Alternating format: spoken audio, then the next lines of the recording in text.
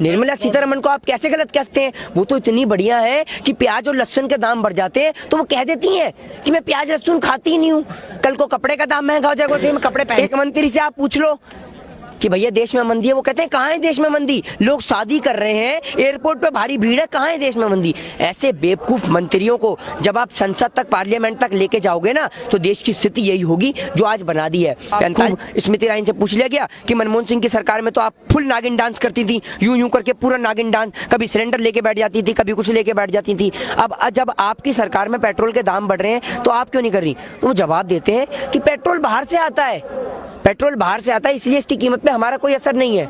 आप एक बात बताइए, मनमोहन सिंह की सरकार में क्या उनके घर में हैंडपंप लगा हुआ था कि हैंडपंप चलाए? हमारे देश के अंदर मैं आपको बता दूं कि अगर इतना लाखों करोड़ों रुपया ट्रंप के स्वागत के लिए खर्च हुआ है, अगर यही देश के विकास के लिए खर्च होता तो शायद आज इतनी बड़ी दीवार बनाने की जरूरत नहीं पड़ती प्रधानमंत्री जी को।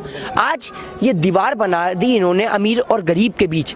आप एक बात बताइए प्रधानमंत्री जी, आप जातिवाद की दीवार खड़ी कर देते हैं, आप अमीर गरीब के बीच दीवार खड़ी कर देते हैं।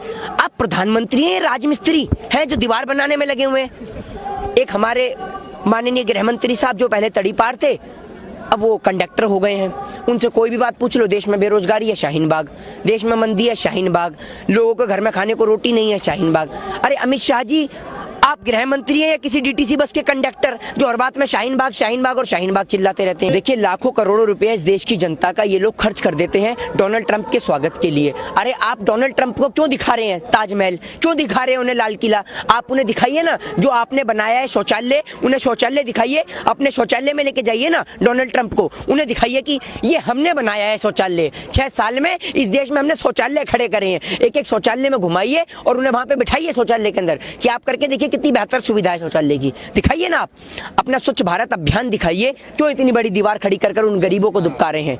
भक्तों का ये मंजर पैदा हो गया है कि अगर सोचिए आपने दीवार तो खड़ी कर दी, अगर वो आके गरीब इस दीवार के ऊपर बैठ गए फिर क्या होगा? ये भी तो सोचिए। और आप देखिए कि 75 लाख लोग डोनाल्ड ट्रंप को देखने के लिए आ रहे हैं। लोग खाली हैं तभी तो डोनाल्ड ट्रंप को देख रहे हैं। वो तो शुक्र मानिए आप, लोगों ने यूं नहीं कहा, भक्तों ने यूं नहीं कहा, अंध भक्तों ने, कि भैया दिल्ली खाली है, दिल्ली खाली है 24 फरवरी को। उसके बाद में आपका यूपी भी खाली हो चुका है, बिहार खाली हो चुका है, मणिपुर खाली, सब जगह खाली, पूरा देश खाली। सारे लोग अहमदाबाद पहुंच गए हैं डोनाल्ड ट्रंप को देखने के लिए। यूपी के अंदर इतने ब्राह्मण भाइयों की मृत्यु हो जाती है, लोग चुप बैठे रहते हैं। कश्मीरी पंडितों के नाम पे राजनीति किया करते थे, 6 साल हो गए कश्मीरी पंडितों को दर बदर की ठोकरें खा रहे हैं हमारे कश्मीरी पंडित भाई। मैं भी खुद ब्राह्मण परिवार से हूँ और मुझे भी दर्द होता है जब बात कश्मीरी पंडितों की आती है। उनके लिए कोई नीति, कोई नियम, कोई कानून नहीं। सीए, एनआरसी और एनपीआर ला सकते हैं, कश्मीरी भाइयों के लिए कोई नियम, कोई कानून नहीं।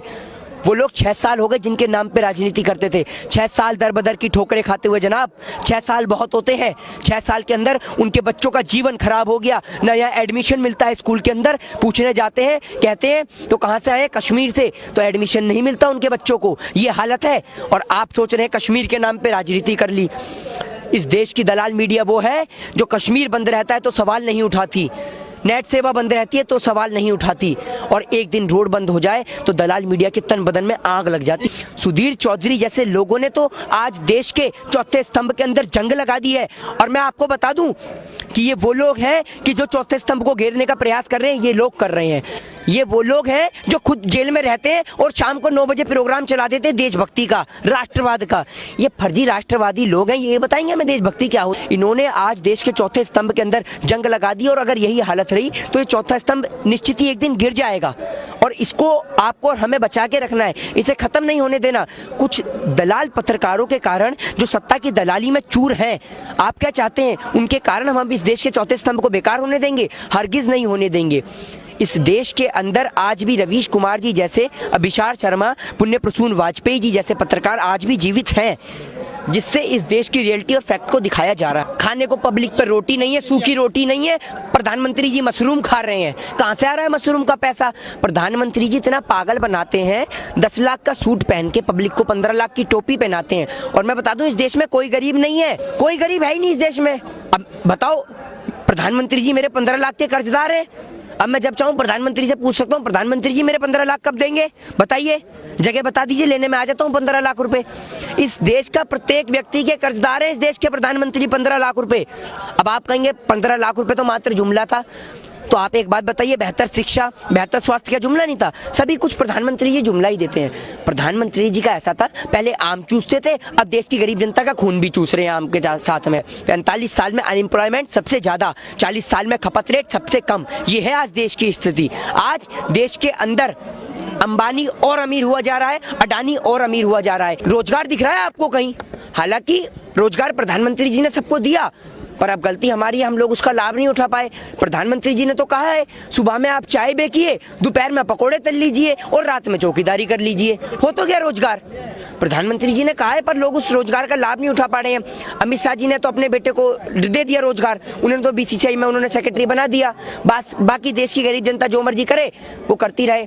अब आप देख लीजिए, देश के जो प्रधानमंत्री जी हैं नरेंद्र मोदी जी, वो तो भैया इतना झूठ बोलते हैं कि आपको समझ में नहीं आएगा कि भैया उन्होंने क्या बोल दिया, वो उन्हें समझ में नहीं आता। एक आपके चैनल के माध्यम से एक व्यक्ति की तलाश है मुझे, एक वो सफेद कलर की टोपी लगाए हुए लोकपाल की मांग किया करता था, वो जिंदा है या अभी नहीं? मैं बता दूं, वो अन्ना हजारे भी जिंदा है, वो किरण बेदी भी जिंदा है, मर बेचारा वो लोकपाल गया जिसके लोग मांग किया करते थे। अन्ना हजारे न जाने कहाँ खो गया। अन्ना हजारे पे बस का किराया नहीं हुआ करता था, और वो भैया चार्टेड प्लेन से आ रहा है, चार्टेड प्लेन से जा रहा है। भैया इतना पैसा कहाँ से कमा लिया, मैं भी बता दो। प्रधानमंत्री जी कहते हैं मैंने भीख मांगी है, मेरा क्या है, मैं तो फक्कर फकीर हूँ, झोला उठाऊंगा और चल दूंगा। और बताना चाहता हूँ तमाम सभी राजनीतिक दलों को जो भगवान श्री राम का नाम लेकर राजनीति में उतर रहे हैं, बता देना चाहता हूँ कि राजनीति कीजिए। राजनीति करना अच्छी बात है, लेकिन राजनीति करना तब अच्छी बात है जब आप बात करें शिक्षा पे, स्वास्थ्य पे, बेरोजगारी पर, महंगाई पे और भ्रष्टाचार पे, ना कि आप राम और रहीम के नाम पे राजनीति करें। आप राम और रहीम के नाते भाई को भाई से लड़ाकर चंद वोट हासिल करना चाहते हैं। इस देश के अंदर आपको शर्म नहीं आती। और तमाम राजनीतिक दलों को कहता हूं कि अगर आप किसी भी धर्म की भावना को ठेस पहुंचाएंगे तो आपको माफ नहीं किया जाएगा। आप एक बात बताइए, इस देश का संविधान आर्टिकल 14, आर्टिकल 15 कहता है या नहीं कहता कि भारत एक धर्मनिरपेक्ष गणराज्य है, यहाँ पर सभी लोगों को समानता का अधिकार है। तो आप लोगों से कैसे समानता छीन सकते हैं? और आपका अधिकार क्या होता है? आप अपना और अपने तमाम मंत्रियों का अंक प्रमाण पत्र दिखाते नहीं है, और लोगों से नागरिकता प्रमाण पत्र देखने वाले आप होते कौन है? हमने इस देश की मिट्टी में जन्म लिया है और इस देश की मिट्टी में ही विलीन होंगे। हमें किसी से पूछने की जरूरत नहीं है कि ये देश हमारा है या नहीं है। देश के प्रधानमंत्री जी ने तो ऐसा सोच लिया कि मेरे जन्म होने से पहले यहाँ देश में कुछ था ही नहीं। जब प्रधानमंत्री जी सोचते हैं कि 70 साल पहले सिर्फ मैं था और मेरी चाय की केतली थी और मेरा वो वाडनगर स्टेशन था और कुछ तो था ही नहीं। यूपी के अंदर हालात बहुत अच्छे हैं, माननीय योगी आदित्यनाथ जी की सरकार में बहुत कुछ अच्छा हो रहा है, और जितने बढ़िया हालत मेरे ख्याल से उत्तर प्रदेश के हैं पूरे देश में कहीं नहीं है। उत्तर प्रदेश के इतने बढ़िया हालत हैं कि जो एक इंजीनियर है वो सांड पकड़ कर ला रहा है और पुलिस वाले शादी का टेंट उखाड़ रहे हैं। इतनी बढ़िया हालत है उत्तर प्रदेश में माननीय योगी आदित्यनाथ जी की सरकार में, इतना बढ़िया उन्होंने माहौल पैदा कर दिया है। तो देश के माननीय गृह मंत्री जी अमित शाह जी जो गली गली जाकर, घर घर जाके पर्चे बांट सकते हैं, प्रचार कर सकते हैं, मेरा मानना है वो यहाँ आकर बहनों से बात भी कर सकते हैं। उनके पैर में मेहंदी तो लग नहीं रही है और मुंह में रसगुल्ला तो है नहीं जो वो यहाँ चलकर नहीं आ सकते और बात नहीं कर सकते। जब वो जाकर इतना प्रचार कर सकते हैं, पर्चे बांट सकते हैं, और इस देश की जनता ने जब इतना बड़ा माइंडेड उन्हें दिया है, तो मेरा मानना यह है कि उनका फर्ज बनता है कि यहाँ आए और लोगों से संवाद करें। और लोगों को जिन बात की गलत फहमी है, आपको लगता है कि कोई गलत फहमी है, तो आप उसको आकर दूर करें। सीधी सी सिंपल सी बात है। हरियाणा से हुए हाफ, समझ रहे हैं? हरियाणा से हाफ, महाराष्ट्र से साफ, और झारखंड से सुपड़ा साफ, और दिल्ली में बाप रे बाप, और बिहार के अंदर सीधा मुंडन। समझ गए? ये है इनका बिहार में हाल। लिट्टी चोखा वो तो शुक्र मान लीजिए अभी नरेंद्र मोदी जी ने बोला नहीं कि हाँ, वरना नरेंद्र मोदी जी ऐसा भी बोल सकते हैं, कोई ज्यादा बड़ी बात नहीं है कि भैया कि मेरी माँ चोखा बनाती थी और मैं लिट्टी बिहार से लेके आया करता था। अभी बोला नहीं है, हालांकि बोल देंगे नरेंद्र मोदी, ज्यादा बड़ी बात नहीं है, क्योंकि प्रधानमंत्री जी झूठ बोलने में उनका पता है। प्रधानमंत्री जी का बस नहीं चला कि वो साबित कर दें इस बात को कि जब उनका जन्म हुआ तो इस देश में कुछ नहीं था। सिर्फ मोदी जी को एक वो चाय की दुकान दिख गई, वो वाडनगर स्टेशन और रेल की पटरी दिख गई, बस उसी पे मोदी जी सुबह साथ। अच्छी बात बोली, आपको अच्छी लगी तो ऐसे थोड़ा मार दीजिए हाथ, आप थोड़ा सा मार दीजिए, एक बार मार दीजिए। शुरू हो जाते थे।